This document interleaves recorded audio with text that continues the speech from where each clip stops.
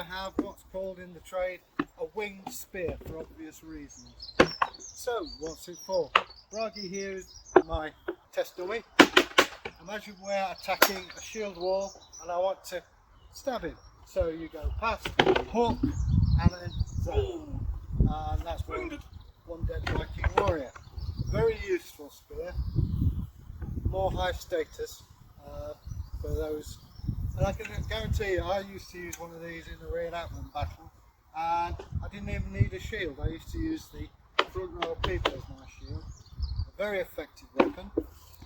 There are variants where they are what's called pattern welded and inlaid with silver and gold. Very nice they are. Oh yes. I want one. Out of my price range, I don't know about you. But a nice long ash shaft. But you imagine, if Bragi can demonstrate, if you stand back with your sword out, a bit further back, a bit further. He's got a reach, just reach out. He's got very limited, at most 36 inches. I just go round, hook, and he's dead. Or I can find him. A far more effective weapon than the sword. Doesn't have the glamour, but glamour ain't everything. So anyway, I hope you've enjoyed it. From Bragi and from me. Bye!